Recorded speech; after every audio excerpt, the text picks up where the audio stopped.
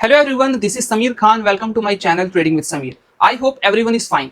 इस वीडियो में हम आज एक बहुत ही बड़ी प्रॉब्लम के बारे में बात करने वाले हैं। चाहे वो बिगनर ट्रेडर हो, चाहे वो प्रोफेशनल ट्रेडर हो, ये प्रॉब्लम कभी ना कभी हर ट्रेडर के साथ होती है। प्रॉब्लम क्या है? जब भी आपके 7 से 8 लगातार ट्रेड्स प्रॉफिट में जाते हैं तो आप अपनी गलतियों को एनालाइज नहीं करते हो। मतलब उस वक्त भी आप कुछ ना कुछ ऐसी गलतियां कर रहे होते हो जो कि आपके रूल्स के अगेंस्ट होती है, लेकिन आप उसे एनालाइज नहीं करते हो। लेकिन हमेशा एक विनिंग स्ट्रीक के बाद आती है लूजिंग स्ट्रीक, और जब आपकी लूजिंग स्ट्रीक आती है मतलब 7 से 8 ट्रेड आपके लॉस में जा रहे होते हैं, उस वक्त आप अपना प्रॉफिट भी मार्केट को दे जाते हो और अपना कैपिटल भी पूरा का पूरा मार्केट को दे जाते हो, जिसके कारण हमारी पूरी की पूरी साइकोलॉजी खराब होने लगती है।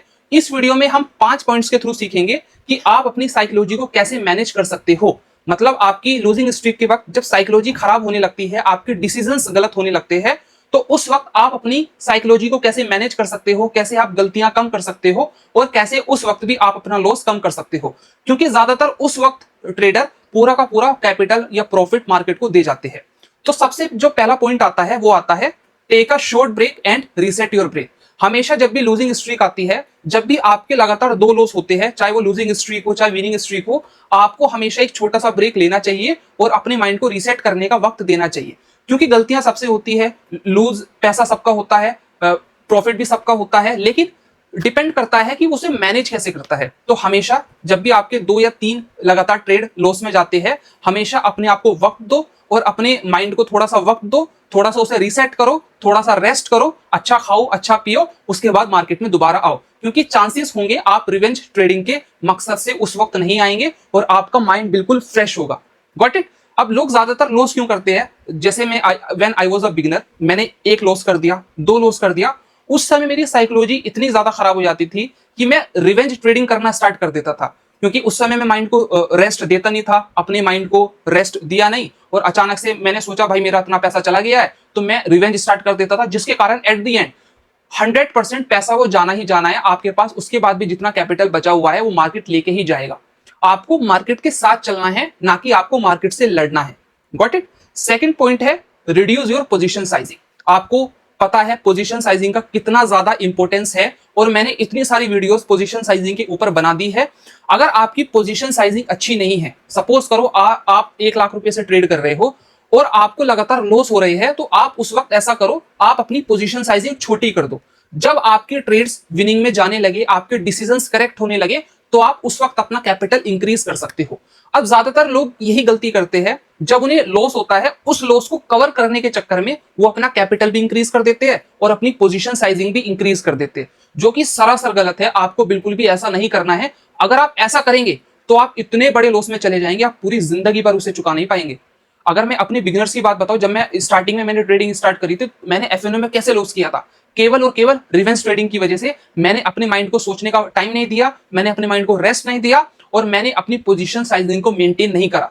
तो पोजीशन साइजिंग का इतना ज्यादा इंपॉर्टेंस है, अगर आप उसे मेंटेन नहीं करेंगे तो डेफिनेटली आप पैसा लॉस करेंगे और डेफिनेटली आप मार्केट में अच्छा नहीं करोगे। तो आपको अपनी पोजीशन साइजिंग कम रखनी है। पहला, take a break and reset your brain. Second, reduce your position sizing. Got it? तीसरा पॉइंट जो कि बहुत ही ज्यादा इंपॉर्टेंट है और मैंने इससे रिलेटेड मल्टीपल वीडियोस में बताया है, भाई अपना जर्नल लिखना स्टार्ट कर दो। Review your trading journal. आप अपने जर्नल को लिखो और उसे डेली बेसिस पर रिव्यू करो, आप क्या गलतियां कर रहे हो। अगर आप उन गलतियों को नहीं रोकोगे ना, तो डेफिनेटली आप कभी भी एक प्रॉफिटेबल ट्रेडर नहीं बन पाओगे, और डेफिनेटली आप इतना ज्यादा पैसा लॉस करोगे, इतना ज्यादा मार्केट को पैसा दे दोगे, आप परेशान हो जाओगे, बट मार्केट पैसा लेते लेते थकेगा नहीं अगर आप मार्केट से लड़ोगे। तो इसलिए आपको जर्नल लिखना है, आपको उसे डेली रिव्यू करना है। अगर आप रिव्यू नहीं करेंगे तो आप ही का पैसा लॉस होना है। भाई इट्स ऑल अबाउट मनी। जब भी पैसे की बात आती है तो बहुत ही ज्यादा ध्यान के साथ आपको स्टेप बढ़ाने होते हैं। अगर आप इतना छोटा सा काम ही नहीं कर सकते तो आप कैसे प्रॉफिटेबल हो जाओगे? भाई आज भी मुझे 5 साल हो गए हैं मार्केट में, आज भी मैं अपनी ट्रेडिंग जर्नल लिखता हूं और उसे डेली बेसिस पर रिव्यू करता हूं। जब तक मैं उसे रिव्यू नहीं करूंगा, जब तक मुझे नींद नहीं आती है। और उससे पहले जब भी मैं कोई ट्रेड पंच करने वाला होता हूं ना, आधे घंटे पहले हमेशा अपने जर्नल को रीड करता हूं और मुझे आइडिया होता है क्या क्या गलतियां मुझे नहीं करनी है। Got it? पहला, take a short break and reset your brain, reduce your position sizing. तीसरा, review your trading journal. Got it? चौथा पॉइंट है जो कि बहुत ही ज्यादा इंपॉर्टेंट है और मैं इससे रिलेटेड अभी मैंने हल्की सी बात कर चुका हूं, अवॉइड रिवेंज ट्रेडिंग। मतलब जो बदला लेने की जो भावना होती है ना आपके अंदर मार्केट से, भाई मार्केट से कोई नहीं जीत पाया। अगर आप मार्केट के फ्लो के साथ चलोगे तो आप डेफिनेटली अच्छा करोगे, लेकिन अगर आप मार्केट से लड़ोगे, भाई मार्केट से कोई नहीं जीत पाया है, ना ही आप जीत पाओगे। और अगर आप लड़ोगे ना मार्केट से, डेफिनेटली आप पूरा पैसा देके जाओगे मार्केट को। अगर आपको पैसा कमाना है तो आपको मार्केट के फ्लो के साथ चलना ही पड़ेगा। अगर आप मार्केट के फ्लो के साथ नहीं चलोगे, डेफिनेटली पूरा का पूरा मार्केट को पैसा देके जाओगे। Got it? आपको अपने बदले की भावना को नीचे रखना है, रिवेंज ट्रेडिंग को आपको छोड़ना है, अवॉइड करना है। Got it? पांचवा पॉइंट है focus protecting your capital, not recovery loss quickly. अब लोग क्या करते हैं भाई, उनकी एक ट्रेड लॉस में चली गई, दूसरी लॉस में चली गई, अब वो क्या करेंगे, इन दोनों का पैसा रिकवर करने के चक्कर में तीसरा ट्रेड पंच करेंगे, और तीसरे में उन्हें इतना बड़ा लॉस होगा, फिर चौथा पंच करेंगे, और at the end with in 5 to 6 trades उनका पूरा का पूरा कैपिटल मार्केट लेके चला ही जाता है। तो आपको हमेशा ये चीज फोकस रखनी है कि मतलब आपको अपना पैसा नहीं बढ़ाना, अपने पैसे को प्रोटेक्ट करना है। और जिस दिन आप अपने कैपिटल को प्रोटेक्ट करना सीख जाओगे, मार्केट ऑटोमेटिकली आपको पैसा देना स्टार्ट कर देगा। लेकिन अगर आप अपने कैपिटल को प्रोटेक्ट नहीं करोगे तो आपको मार्केट कभी पैसा नहीं देगा।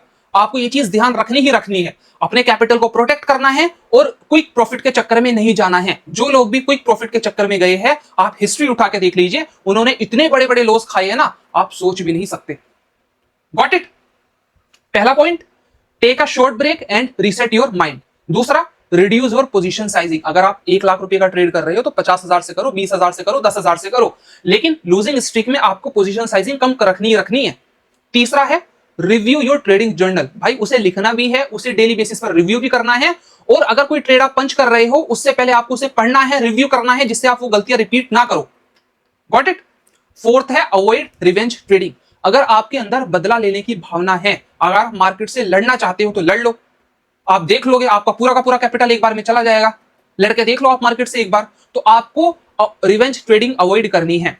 पांचवा, जो कि बहुत ही ज्यादा इंपॉर्टेंट है, आप सबसे ज्यादा इंपॉर्टेंट है, कैपिटल को प्रोटेक्ट करना सीखो। मार्केट ऑटोमेटिकली आपको पैसा देगा, लेकिन अगर आपका कैपिटल प्रोटेक्ट नहीं रहेगा ना, तो मार्केट आपको कभी भी पैसा नहीं देगा। तो अपने कैपिटल को प्रोटेक्ट करो और क्विक प्रॉफिट के चक्कर में मत भागो। भाई इसी की वजह से लोग बर्बाद होते हैं, इसी की वजह से लोग अपना बहुत बड़ा लॉस कर देते हैं। आप इतने सारे स्कैम हुए हैं, इतने सारे केसेस हुए हैं, आप उन्हें पढ़ लो। क्विक प्रॉफिट के चक्कर में अरबों खरबों रुपए चला जाता है मार्केट में, मार्केट को कुछ फर्क नहीं पड़ता है।